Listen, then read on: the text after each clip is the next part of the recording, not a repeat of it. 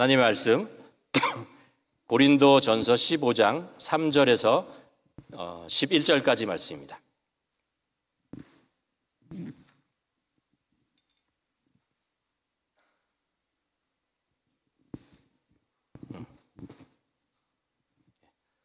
여기 한글하고 영어가 있는데 저희가 편하신 대로 여러분 읽으시면 됩니다. 저와 함께 한 절씩 교독하도록 하겠습니다. 고린도전서 15장 3절 말씀입니다. 내가 받은 것을 먼저 너희에게 전하였느니 이는 성경대로 그리스도께서 우리 죄를 위하여 죽으시고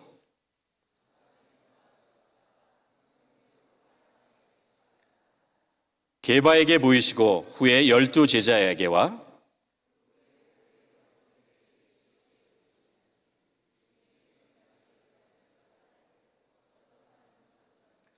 그 후에 야고보에게 보이셨으며 그 후에 모든 사도에게와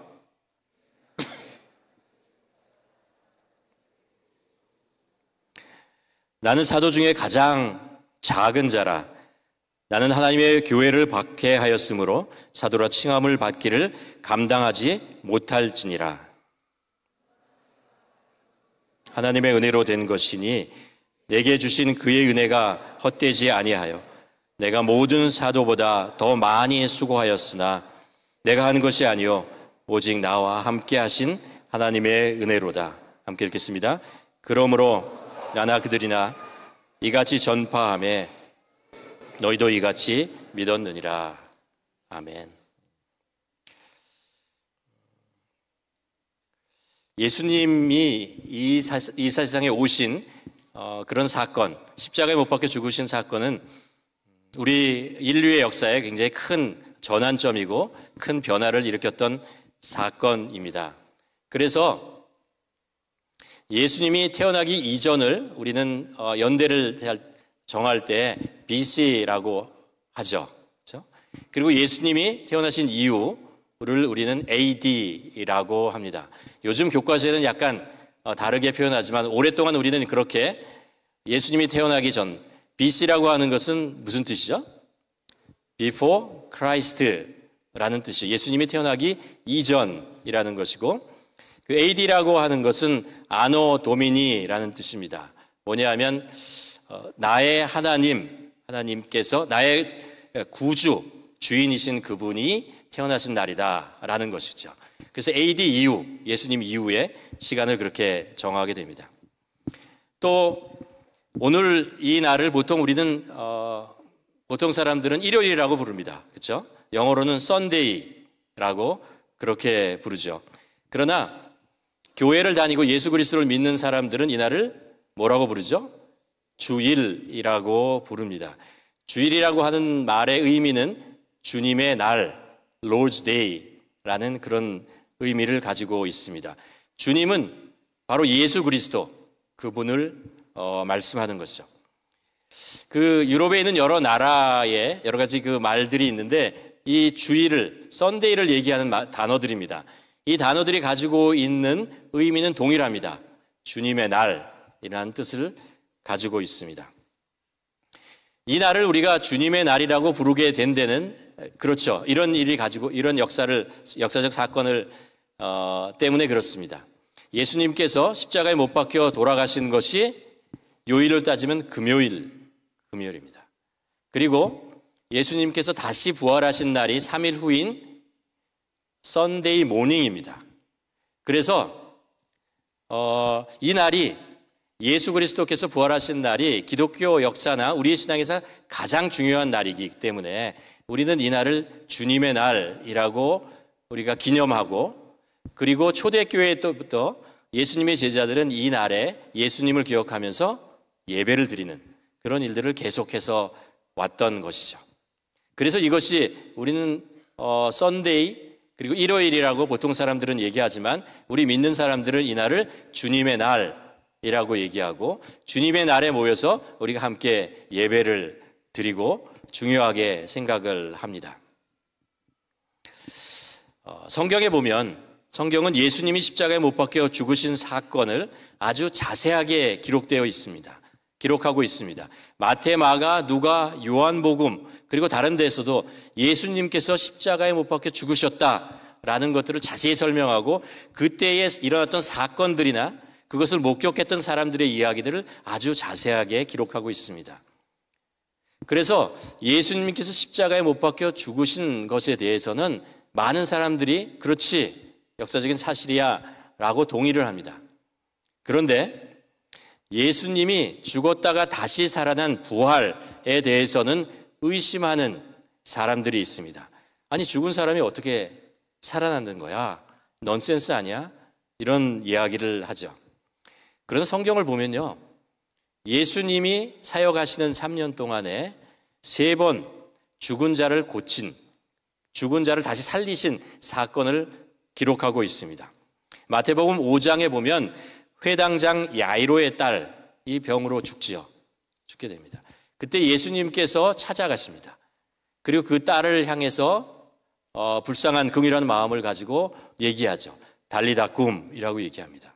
이 말에 의하면 뜻은 뭐냐면 소녀여 일어나라 라고 얘기합니다. 그 말을 들은 이 죽었던 소녀가 다시 일어나는 사건을 기록하고 있습니다.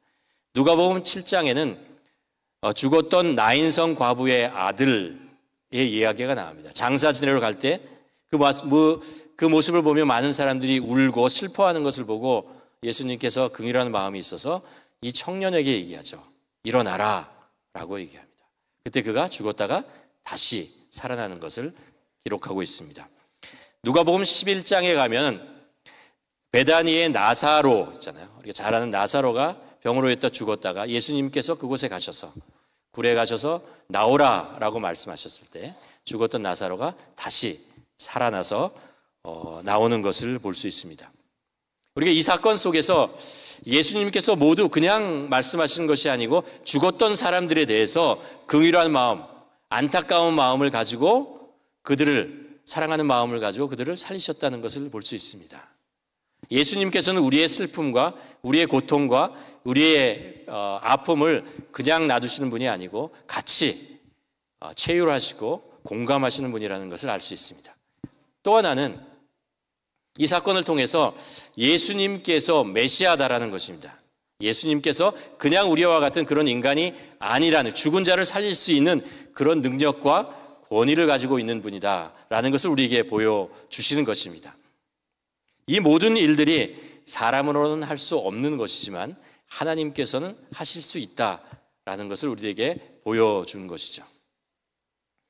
오늘 우리가 읽은 고린도전서 15장의 이야기는 사도 바울이 고린도에 있는 교회에게 편지한 것인데, 특별히 15장은 예수 그리스도 자신이 죽고 살아난 사건, 그 사건에 대한 부활에 관한 내용을 우리들에게 전해주고 있습니다. 오늘 이 말씀을 보면요, 누가 이 부활의 증인인가, 누가 위트니스인가 라는 것들을 사도 바울이 그 이름을 대가면서 우리들에게 알려주고 있습니다. 5절에 보면 게바가 보았다 그러죠. 게바가 누구죠? 베드로죠. 베드로입니다. 베드로는 예수님의 수제자였지만 예수님이 잡혀가는 것을 보고 예수님을 3번 부인했던 그런 사람입니다. 예수님께서 게바에게, 베드로에게 보이셨다라는 이야기를 하고, 또 12제자, 예수님의 제자에게도 나타나셨다라고 얘기합니다. 부활하신 모습으로 나타난 거죠. 7절에 보면 야고보에게 나타났다라고 합니다. 이 야고보는 누구냐 하면 예수님의 형제예요. 동생인데, 이 동생이 예수님께서 공생애 때, 사역을 하고 있을 때 예수님이 메시아라는 것을 믿지 않았어요. 인정하지 않았습니다. 저 우리 형인데 이렇게 생각했던 거죠. 나중에 예수님이 십자가에 못 박혀 죽으시고 부활한 모습을 보았습니다. 그리고 야고보가 변하죠. 그래서 예수님을 따르는 제자가 될 뿐만 아니라 예루살렘에 세워졌던 교회의 리더의 역할을 감당하게 됩니다. 7절에 가면 모든 사도들이라고 얘기합니다. 예수님을 따르던 모든 제자들을 얘기하죠. 12제자뿐만 아니라, 여러분 기억하십니까? 사복음서에 보면은 예수님께서 부활하신 그날 아침에 3명의 여인들이 향료를 가지고 무덤을 찾아갔다는 것을 우리가 알죠. 그리고 엠마오로 가는 2 제자, 예수님의 부활을 목격한 사람들, 그런 많은 사람들이 있었다는 것입니다. 8절에 보면 뭐라고 얘기하냐면 사도 바울 자신이 내가 하나님을 예수 그리스도의 부활을 보았다라고 얘기를 합니다. 그렇죠. 다메섹으로 가다가 예수님의 음성을 듣고 살아계신 주님을 만나게 됩니다. 6절에 가면 더 큰 이야기를 합니다. 뭐라고 얘기하냐면 500여 형제들에게 일시에 나타났다라고 얘기를 하면서 뭐라고 얘기하냐면 이 중에는 지금도 살아있는 형제들이 있다라는 것입니다. 이 지금이 언제냐 하면요, 고린도전서를 사도 바울이 썼을 때가 AD 55년 정도 되었을 때입니다. 예수님이 돌아가셨을 때가 AD 33년 정도 되니까, 그렇죠? 그러니까 그 이후로 20여 년 지난 후죠.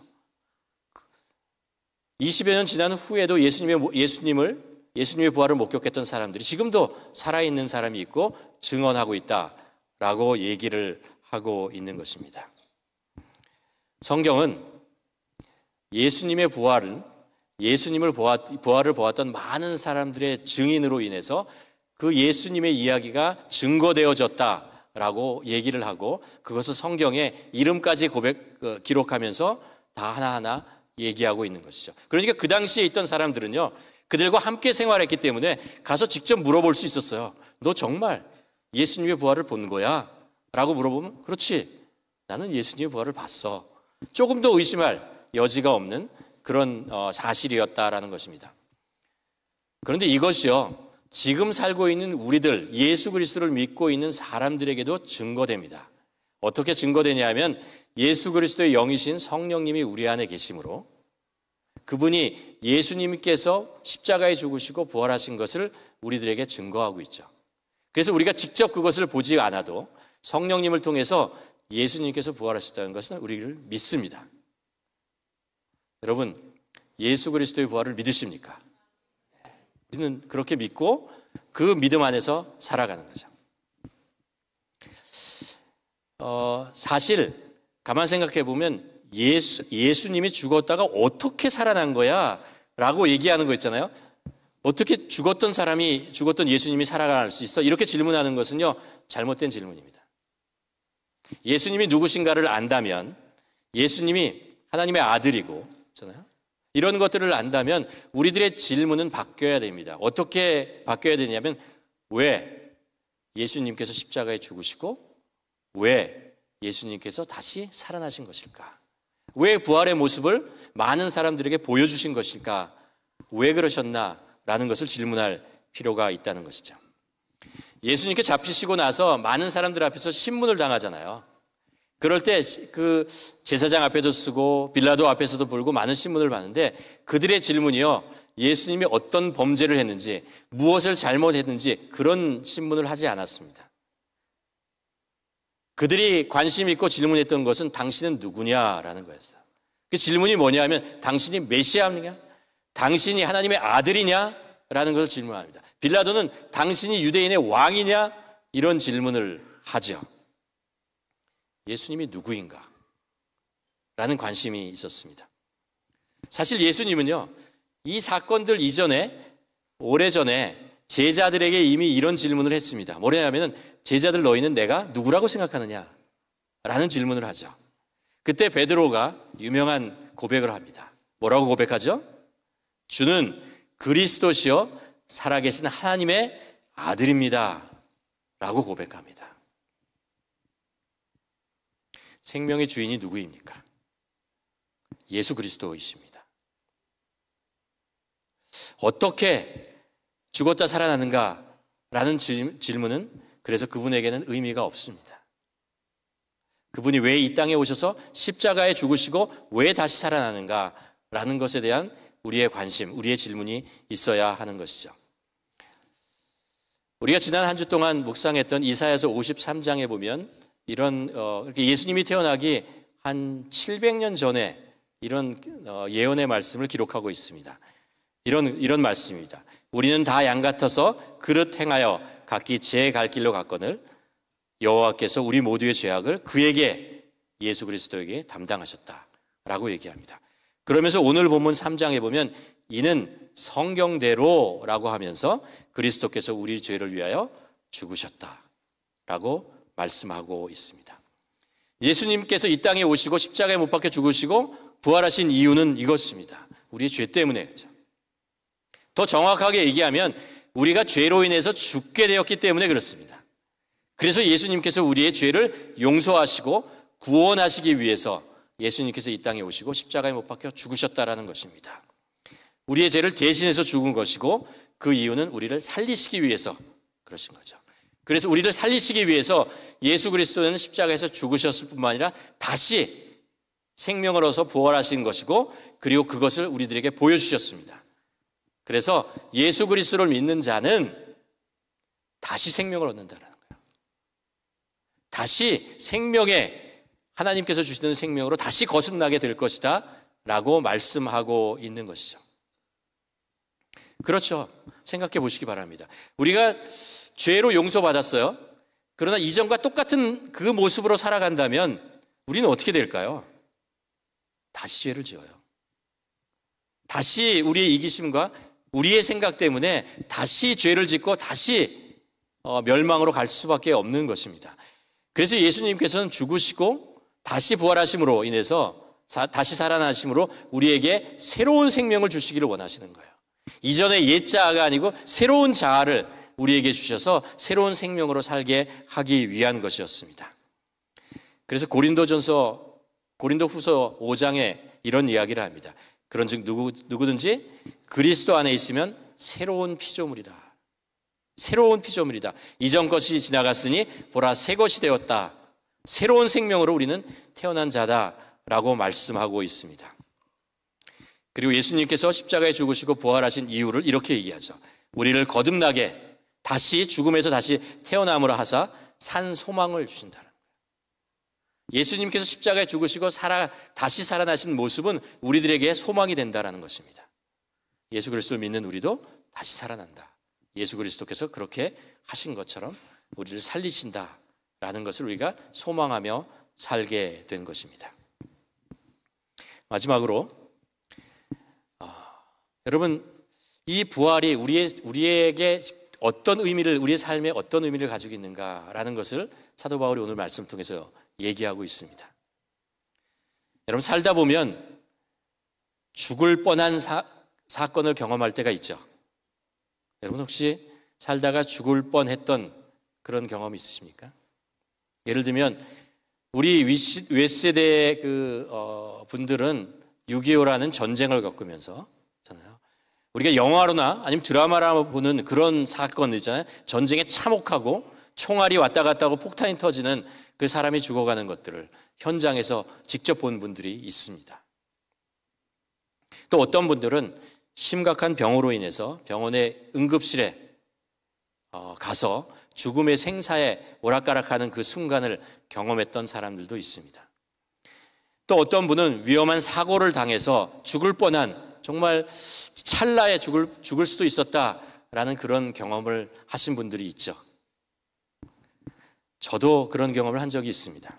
물에 빠져서 거의 죽었다가 살아난 적도 있고 또 폭동으로 인해서 수백 명이 죽어가는 그곳에 현장에 있었던 적도 있었습니다. 산에서 미끄러져 벼랑에 떨어질 뻔했던 그런 경험도 해보았습니다. 이런 죽을 뻔한 경험을 한 것만으로도 우리는 인생에 대해서 다시 생각해 보게 됩니다. 우리의 생명이라는 것은 무엇인가? 나는 왜 죽지 않고 살고 있는 것인가? 라는 그런 질문을 하게 되죠. 그래서 그런 죽음의 직전까지 갔던 사람들은 삶이 조금씩 변화하게 됩니다. 여러분 제자들은요, 그들이 사랑하고 믿었던 따랐던 예수 그리스도께서 십자가에 못 박혀 처참하게 죽어가는 그 장면을 보았습니다. 목격했습니다. 자신이 죽는 것보다 더 충격적이었고 고통스러운 그런 절망적인 사건 앞에 그들이 서 있었다라는 것입니다.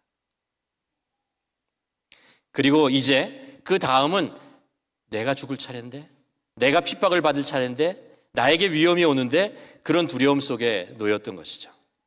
그래서 미래에 대한 소망을 가질 수 없었고 앞으로 산다는 것이 도대체 무슨 의미야? 라는 질문을 할 수밖에 없었고 예수님의 죽음이 바로 나의 죽음과 같다라는 그런 생각을 하면서 지내게 되었습니다. 그런데 그런 공포와 그런 모든 소망을 잃어버린 그 순간, 그렇게 지나갈 때 그들은 예수 그리스도의 부활을 보게 된 것입니다. 예수님께서 십자가의 죽음을 이기시고 다시 살아나는 것을 경험하게 된 것입니다. 진짜로 예수님께서 살아계실 때 약속하신 대로 예수님께서 3일 만에 다시 살아나는 것을 직접 눈으로 보게 되는 것입니다. 바로 자기들의 눈앞에서 예수님께서 다시 살아나는 모습을 보게 된 거죠. 그래서 예수님의 부활은 그들에게 놀라운 뿐만 아니라 그들의 삶을 완전히 바꿔가는 그런 사건, 그런 계기가 되게 됩니다. 그래서 그들은 무엇을 했을까요? 그들은 예수님께서 부활하셨다, 다시 사셨다는 것을 증거했습니다. 만나는 사람들에게 예수님을 내가 보았어, 예수님께서 살아나셨어, 그런 증거를 하고 다녔어. 증인이 된 것이죠. 그뿐만 아니라 그들의 삶 자체가 변해요. 살아가는 모습들이 변하게 되는 것이죠. 오늘 고린도전서 15장 10절에 보면 이렇게 사도 바울은 고백합니다. 그러나 내가 나된 것은 하나님의 은혜로 된 것이니 내게 주신 그 은혜가 헛되지 아니하여 내가 모든 사도보다 더 많이 수고하였느라. 내가 한 것이 아니요 오직 나와 함께 하신 하나님의 은혜다. 하나님의 은혜. 내가 살아가는 것이 하나님의 은혜다라는 것입니다. 하나님께서 나를 보호해 주시고 하나님께서 나를 인도하시고 하나님께서 나를 지켜주시기 때문에 내가 지금 숨을 쉬고 있다라고 얘기하는 것입니다. 내가 이룬 것이 아니고 내가 잘나서 그런 것이 아니고 하나님께서 나를 지켜주시고 보호해 주시고 함께해 주셨기 때문에 내가 이렇게 살아가는 것이다 라고 고백하는 사람으로 변화되었다는 거예요.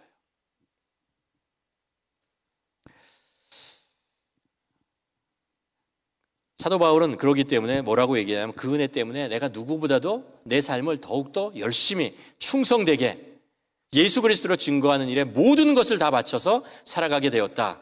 그리고 그 수고가 나에게 기쁨이다 라고 얘기를 합니다. 여러분, 우리도 예수 그리스도께서 십자가에 못 박혀 죽으시는 것을 믿죠. 그렇죠? 그뿐만 아니라 우리도 예수 그리스도께서 십자가에 못 박혀 죽으시고 다시 살아나셨다는 것을 우리는 믿음으로 고백합니다. 성령님께서 우리 안에서 계속해서 이 성경의 말씀이 우리를 눈으로 직접 본 것은 아니지만 우리의 마음속에 계속해서 예수 그리스도께서 살아나신 것을 우리는 믿습니다. 사실 믿을 뿐만 아니라 우리 안에 성령님 예수 그리스도의 영이 함께 하시고 그분이 우리를 사랑하시고 우리의 삶을 인도하신다는 것을 우리 경험하기 때문에 그 믿음의 고백은 자연스러운 것입니다. 그래서 우리도 예수 그리스도와 함께 하루하루 살아가는 것이고 예수 그리스도가 내 안에 있는 것을 기쁨으로 고백하고 찬양하며 살아가는 것이죠. 그래서 예수 그리스도의 부활을 경험하고 믿었던 제자들은 다 이렇게 고백합니다. 나는 그리스도와 함께 십자가에 죽었고 그분과 함께 다시 살아났습니다. 여러분 믿으십니까? 그래서 이제는 내가 사는 것이 아니라 내 안에 그리스도께서 살아계십니다. 지금 나는 나를 사랑하고 하시고 나를 위해 죽고 부활하신 하나님의 아들을 믿는 믿음으로 살아갑니다. 여러분, 우리는 결국 우리의 육체는 다 죽게 되어 있습니다. 한 사람도 예외 없이 우리는 다 죽게 됩니다. 그러나 그냥 나 혼자만의 죽음이 되어서는 안 됩니다. 그것이 나 혼자만의 죽음이 된다면 그것은 영원한 죽음으로 끝나게 됩니다. 그러나 우리가 예수 그리스도와 함께 죽는다면 그러면 죽음을 이기신 부활하신 예수 그리스도 안에서 우리는 예수 그리스도와 함께 영원한 삶을 살게 됩니다. 이것이 우리가 살아가는 삶의 방식입니다. 이것이 하루하루 어떤 상황에도 감사하며 소망을 잃지 않고 살아가게 된 근거가 됩니다. 우리 믿음의 근거가 된다는 것이죠. 우리가 예수 그리스도를 믿으면 세례를 받죠. 그렇잖아요. 세례를 받는다는 것은 뭐예요? 세례를 받는 것은 우리가 물속에 들어가잖아요. 죽는다는 것입니다. 예수 그리스도와 함께 죽었다는 것이고요. 그리고 죽은 것으로 끝나는 것이 아니고 우리가 물속에 들어가서 우리의 더러운 것이 씻기는 것처럼 우리의 죄가 다 씻어졌다라는 것입니다. 그리고 우리는 물 밖으로 나옵니다. 우리는 씻김을 받았고 깨끗한 자로 새로운 생명으로 다시 태어났습니다 라고 고백하는 것이죠. 예수 그리스도께서 십자가에 못 박혀 죽으시고 그리고 다시 살아나는 것처럼 우리가 세례식을 하면서 그것을 다시 한번 고백하는 것입니다. 여기 계신 분 대부분이 세례를 받으셨다고 저희 믿습니다. 그리고 이런 신앙을 가지고 있다고 믿습니다. 여러분, 우리는 십자가의 생명으로 살아가고 있습니다. 이것이 우리들에게 소망이고 이것이 우리들에게 기쁨이라는 것을 우리가 기억하면서 늘 주님이 주시는 부활의 능력과 그리고 생명으로 감사하며 사시는 우리 모두가 되기를 주님의 이름으로 축원합니다. 기도하시겠습니다. 하나님 아버지, 우리는 정말 다 압니다. 우리가 이 세상을 살고 아무리 열심히 살아도 우리는 다 죽게 된다는 것을 압니다. 그리고 만일 우리가 그 죽음이 나 혼자만의 죽음이라면 그 죽음이 영원한 끝이라는 것도 알고 있습니다. 그러나 우리가 예수 그리스도와 함께 죽으면 예수 그리스도와 함께 산다는 것을 우리는 믿습니다. 우리의 사는 삶이 하루하루가 예수 그리스도, 죽었다가 다시 부활하신 예수 그리스도와 동행하는 삶이고 그분 안에 사는 우리의 인생이기 때문에 우리들에게는 생명에 대한 소망이 있을 뿐만 아니라 그 생명이 우리 안에 있다는 것을, 예수 그리스도의 생명이 우리 안에 있다는 것을 믿으며 살아갑니다. 하나님 아버지, 이 고백이 우리들의 기쁨이 되게 하여 주시옵시고 이 고백이 우리의 삶을 변화시키게 하여 주시옵시고 이 고백이 우리가 예수 그리스도의 부활을 증거하는 자로 살아가는 그런 원동력이 될 수 있도록 하나님 도와주시옵소서. 예수님의 이름으로 기도드렸습니다.